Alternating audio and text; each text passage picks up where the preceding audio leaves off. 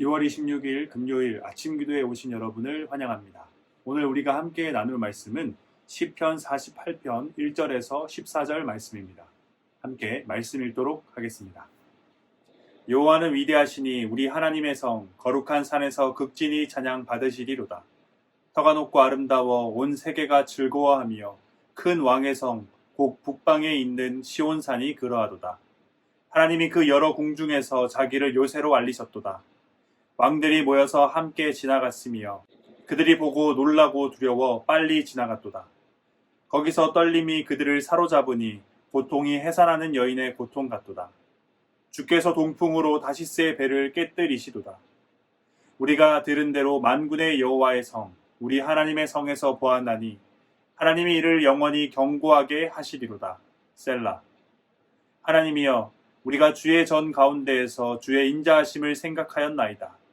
하나님이여 주의 이름과 같이 찬송도 땅끝까지 미쳤으며 주의 오른손에는 정의가 충만하였나이다. 주의 심판으로 말미암아 시온산은 기뻐하고 유다의 딸들은 즐거워할지어다. 너희는 시온을 돌면서 그곳을 둘러보고 그 망대들을 세워보라. 그의 성벽을 자세히 보고 그의 궁전을 살펴서 후대에 전하라. 이 하나님은 영원히 우리 하나님이시니 그가 우리를 죽을 때까지 인도하시리로다. 아멘. 오늘 우리가 함께 나눌 시편 48편은 유명한 찬양도 있는 시편입니다. 이 시편 48편은 예루살렘 성과 시온산을 노래하고 있습니다.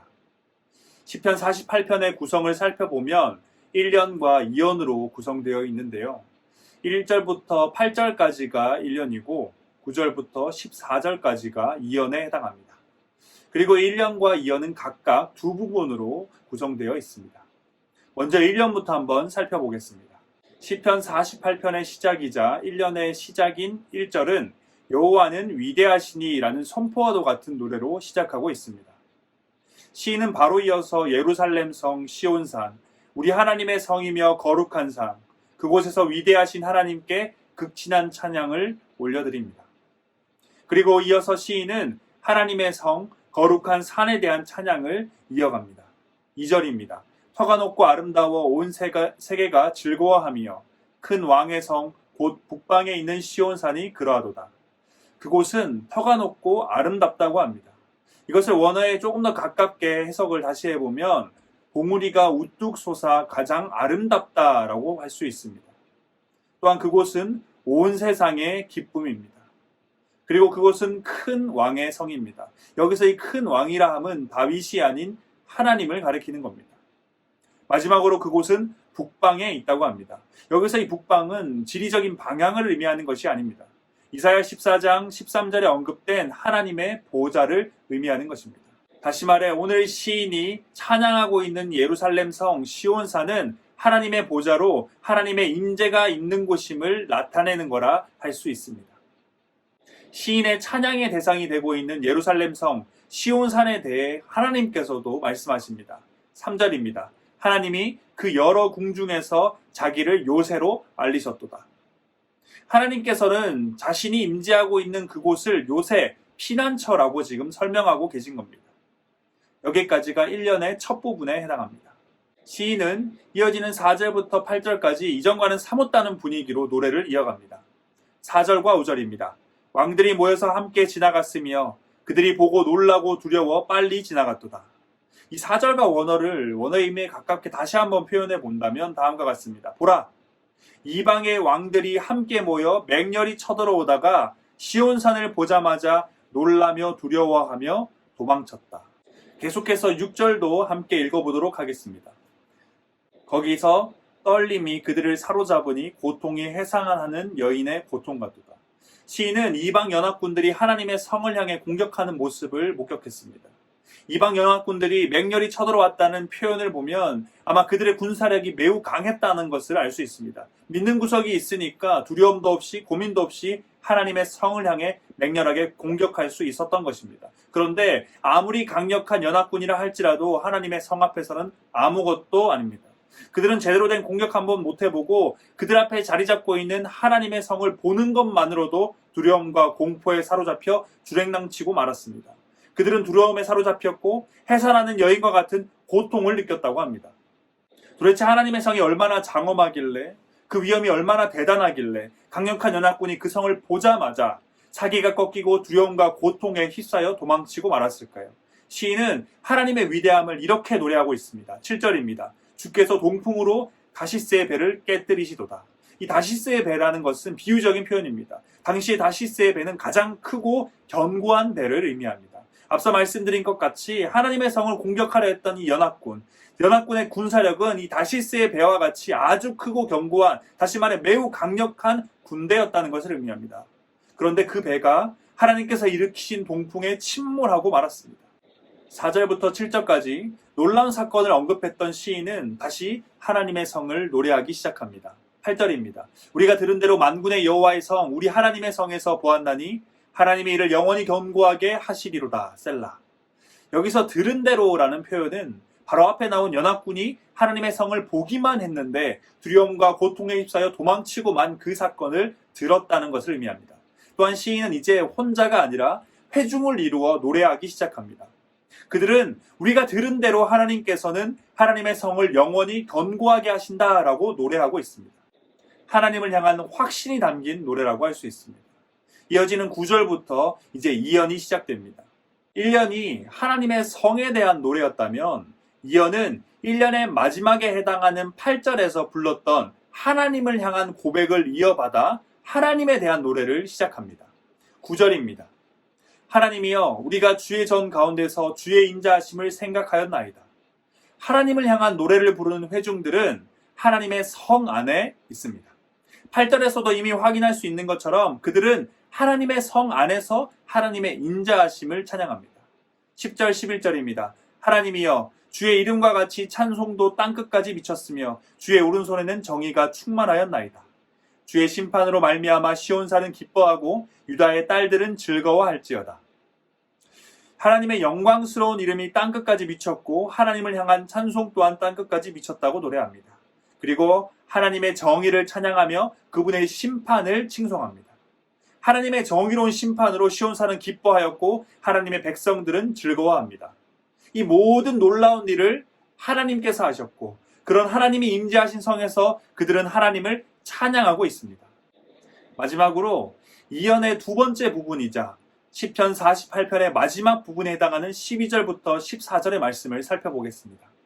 여기서 다시 시인은 혼자가 되어 회중을 향해 이야기하기 시작합니다. 12절 13절입니다. 너희는 시온을 돌면서 그곳을 둘러보고 그 망대를 세워보라. 그의 성벽을 자세히 보고 그의 궁전을 살펴서 후대에 전하라. 시인은 회중에게 요청을 합니다. 둘러보고 세어보고 자세히 보고 살펴보라. 그리고 후대에 전하라. 시인이 둘러보고 세어보고 자세히 보고 살피라고 한 것은 하나님의 성이었습니다. 시편 48편 전체에서 시인이 온몸과 온마음을 다해 찬양하고 있는 그 위대하고 장엄하며 가장 아름다운 하나님의 성을 어느 것 하나 빠짐없이 자세히 살펴보라는 겁니다. 그리고 그 안에 담긴 하나님의 크신 위엄과 능력, 구원의 은혜를 기억하라는 것입니다. 그리고 시인은 그것을 후대에 전하라고 요청하고 있습니다. 하나님은 어떤 분이신지, 하나님의 성은 어떤 곳인지, 원수들의 공격을 어떻게 막아내었는지, 우리를 어떻게 지켜내주셨는지 그 모든 것을 다시금 되새기고 후대에 전하라. 이것을 시인이 지금 요청하고 있는 것입니다. 그런 다음 시인은 마지막으로 하나님을 찬양한 후에 노래를 끝마칩니다. 14절입니다. 이 하나님은 영원히 우리 하나님이시니 그가 우리를 죽을 때까지 인도하시리로다. 이 하나님은 영원히 우리의 하나님이시다. 그 하나님이 영원히 우리를 인도하실 것이다. 여호와는 위대하시니 라는 선포와도 같은 노래로 시작되었던 시편 48편은 다시금 하나님을 향한 선포와도 같은 노래로 끝이 납니다. 오늘 시편에서 시인은 계속해서 회중을 향해 보라 라고 말하고 있습니다. 봉우리가 우뚝 솟아 세상에서 가장 아름다운 산을 보라. 큰 왕이 임재하신 성을 보라. 여호와의 성을 보라. 우리 하나님의 성을 보라. 뿐만 아니라 이방의 왕들과 연합군들이 하나님의 성을 보는 것만으로도 두려움과 공포에 휩싸여 고통 가운데서 도망치는 흡사 다시스의 배가 침몰하는 것과 같은 그 모습 또한 보라고 말합니다. 그리고 하나님의 성 구석구석을 자세히 보라고 말합니다.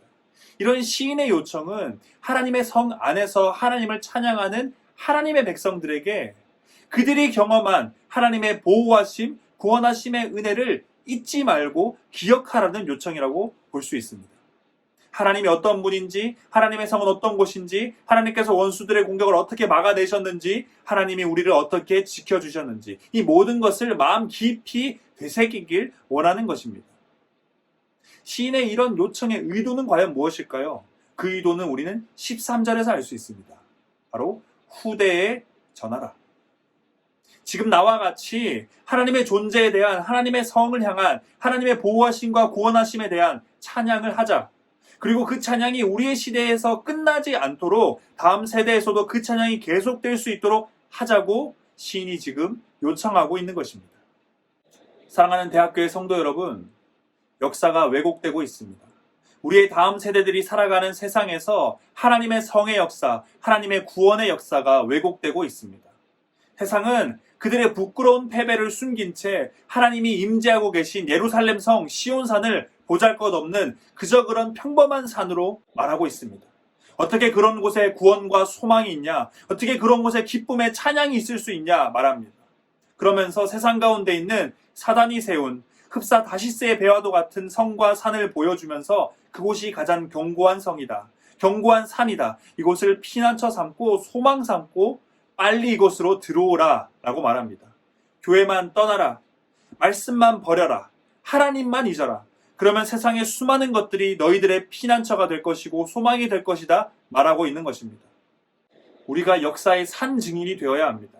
우리가 이미 경험한 하나님과 하나님의 성을 두 눈으로 똑똑히 보고 우리의 가슴에 되새겨서 우리의 다음 세대에게 전해야 합니다. 예루살렘 성과 시온산은 믿음의 눈이 없으면 보잘것없는 그저 그런 평범한 성이요 산입니다.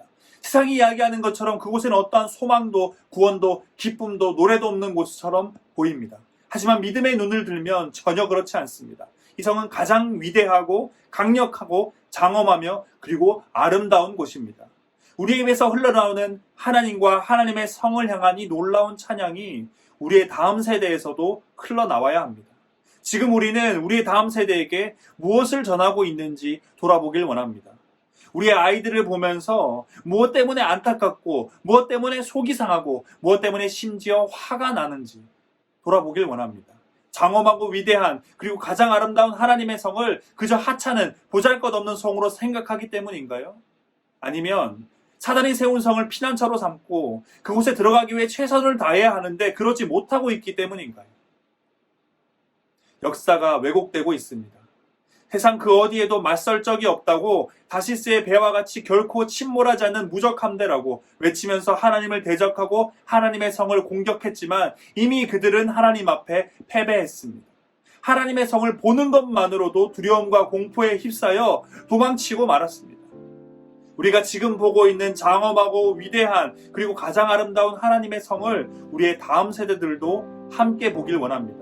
우리가 지금 부르고 있는 가장 높고 가장 크며 가장 아름다운 하나님을 향한 이 노래가 우리의 다음 세대들도 함께 부르는 노래가 되길 소망합니다. 하나님의 구원의 역사를 다시 우리의 두 눈으로 똑똑히 보고 우리 모두 역사의 산 증인이 됩시다. 신명기 6장 1절 2절 말씀입니다. 이는 곧 너희의 하나님 여호와께서 너희에게 가르치라고 명령하신 명령과 규례와 법도라. 너희가 건너가서 차지할 땅에서 행할 것이니 곧 너와 내 아들과 내 손자들이 평생에 내 하나님 여호와를 경외하며 내가 너희에게 명한 그 모든 규례와 명령을 지키게 하기 위한 것이며 또 내 날을 장구하게 하기 위한 것이라. 아멘. 다 함께 기도하겠습니다. 우리를 창조하시고 우리를 구원하신 하나님, 주님의 이름을 찬양합니다. 하나님, 오늘 우리는 시편 48편의 말씀을 함께 나눴습니다. 48편에 담긴 시인의 그 아름다운 노래가 우리의 입술 가운데 흘러나오길 간절히 소망합니다.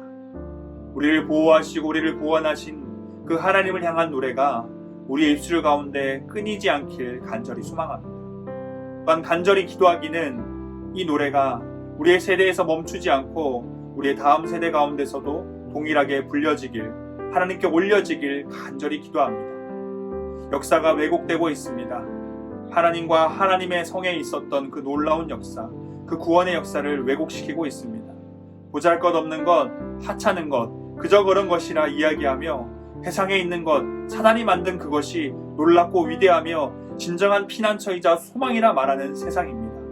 아버지, 우리의 다음 세대가 거기에 유혹되지 않길 간절히 소망합니다. 진정한 역사가 무엇인지, 바른 역사는 무엇인지 우리가 역사의 산증이 되어 우리의 아이들, 우리의 다음 세대를 가르치길 간절히 기도합니다.